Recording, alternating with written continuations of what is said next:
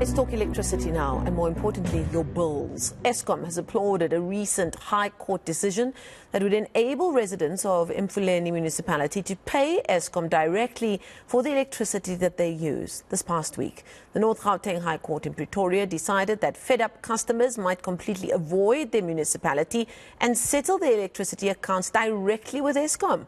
To discuss this further now, I'm joined in studio by Ntiyiso Consulting Group Chief Advisor and Local Government Expert Miyelani Holeni, who joins us in studio. Miyelani, thank you so much for your time. You would have taken a closer look at this decision by the North Gauteng High Court. How much of a precedent could this set going forward? Because the Emfuleni Municipality has been in the headlines for all the wrong reasons, because the idea is that they've been taking payments for electricity from residents, but they themselves haven't been paying their bills with Eskom. And let us point out, of course, we've just been watching all of these proceedings from the airport that was very much involving the Emfuleni Municipality, but that's not what we're here to discuss. But we do know that there are other municipalities in the country who do this kind of thing as well and have big debtor books with Eskom. How much of a precedent could this set?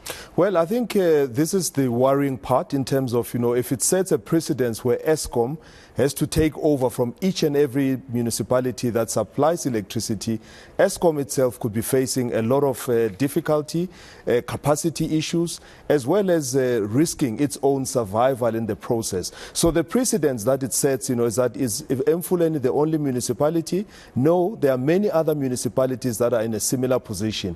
However, the judgment also reads as though it's a partnership between Eskom and the municipality to be able to make sure that consumers get electricity, the Eskom is paid, the municipality hopefully gets its portion of the revenue that it's supposed to get. So from a precedence point of view, I think we need to be very careful with regards to every other institution or organ of state that collapses, where the other state organ of state must take over while it still has its own difficulties. And Eskom has its own difficulties that it's facing, the load shedding that is currently taking place. Yes, the debt is an issue, but which one is the bigger issue to resolve from an Eskom point of view so that it keeps surviving and it can still supply the very same products to municipalities? So I guess if the issue was to correct the fact that Eskom is not being paid, I think we can accept the judgment, but let it not be a precedent going forward, because there are many other institutions that can be taken over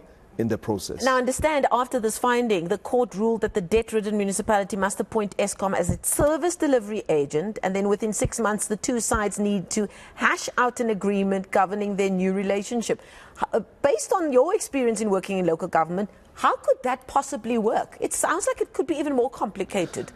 Firstly, I think, we must take a dim view at the fact that partnerships between organs of state must be forced upon them by the courts. So you don't need a court for organs of state such as Eskom and Emfuleni to be working together or to be collaborating for that matter. But let's go into the mechanics of, such a partnership. When Emfuleni buys electricity from Eskom, they add a margin to it, which is obviously approved by NERSA, and they have to then use that margin to cross-subsidize whatever the services that they render to the municipalities. So we would hope that in this case that the margin that Emfuleni would make would still be, they can still make the same margin so that they can continue to subsidize whether it's water and other services which are not funded. So that's the first issue. The second issue is, where do the payments get accepted? Is that Eskom offices? Is it via the bank and so on? Because it makes a huge difference to consumers when they can pay where it's convenient. So let's hope that there are convenient payment points for consumers to be able to pay, so that their usage of electricity does get reflected, and of course the sharing of revenue between the two entities. So there are logistical issues that need to be ironed out in this case. Hence, we say that it's a partnership that is forced by the courts, but it's not a natural partnership. But hopefully, it can drive the fact that there can be collections taking place. Historically, this issue has affected big industry. And big industry have obviously sought to pay from Eskom because of wanting to keep continuity. But now it's the entire municipality which brings at least logistical issues into question. This decision by the court, however, also speaks to, I think, a bigger issue, which is an issue of trust. that this speaks to members of the public living in Emfuleni who have gone about paying their bills like good citizens. We hope that they do.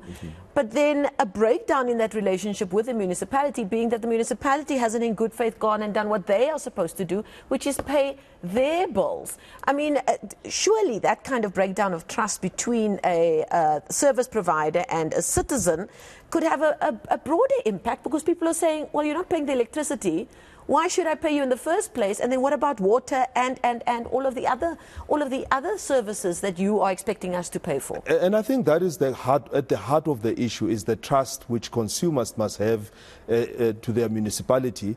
And as well, Eskom being a supplier must also have trust in their customer being Emfuleni. So you can then trace the golden thread of trust which has broken down across Eskom, across Emfuleni, across the consumers on the other side. So that trust needs to be restored in a way that whatever the bill is that comes from Eskom, municipalities, according even to the debt relief program which has been set out by National Treasury, need to keep their accounts current. And that is something that would allow for debt write-off from there. But the trust coming from the consumers is also important, because they must trust that whatever they are paying will go towards service delivery, will go towards cross-subsidizing the other non-funded items within the municipality within there. So there is a process of rebuilding trust. Hence, we can see that the courts are actually stepping in to put together a partnership between organs of state when there's intergovernmental relations that must be invoked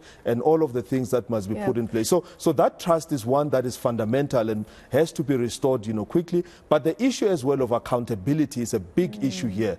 We need to be, or at least institutions of government or even public institutions or private institutions have to be accountable for all of the services that they are supposed to render and all the monies that they collect, so that they go towards the purpose that they are intended for. So I think a case like this at Emfuleni may point to other underlying issues which perhaps could have caused them to be in this position where they are not able to meet their obligations. And I think that is what the next thing that broadly government should be looking at, as to the cases of each and every municipality that finds itself in debt or owing Eskom or owing any other entity such as Randwater and so on. We need to look at the fundamental issues that are affecting those municipalities, so that they are instead assisted, so that they don't fall back into such a situation. And we all know what the repercussions are. It becomes a vicious cycle. Perhaps something that can add to the work being done by the Auditor General every year, when we get that list of municipalities that are not in good health, and there are far too many of them.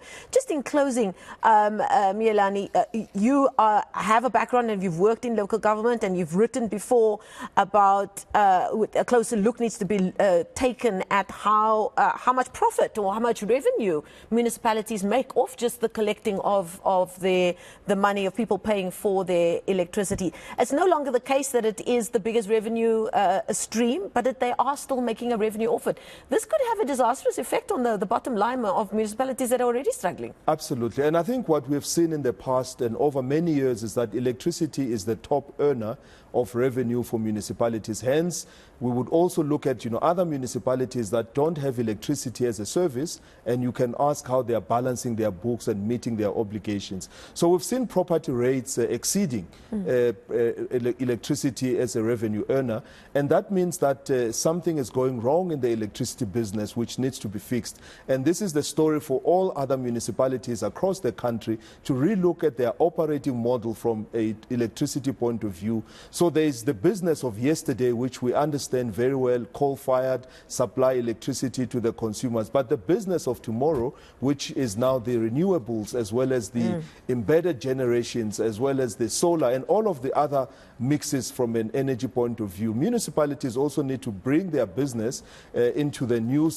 age with regards to looking at how else can they contribute to their revenue by coming up with alternative sources of revenue. So it is a big issue. However, I think, the last point I may put in is that it's not a solution for any organ of state to put a court order on the account of another entity of state, because that causes another strain within the organization so that they are not able to spend money in the right way. So I think those are the solutions that we need to look at. But a partnership definitely is one that must be applauded, and electricity as well needs to be supported. And not only electricity, let me add water as well, because water is also an important commodity which is supplied to the consumer. So that is another one as well, where we know that there are issues that also need to be addressed. So let the issues be addressed holistically as opposed to a piecemeal approach or one municipality at a time. But this calls for a bigger discussion around the model and operating models for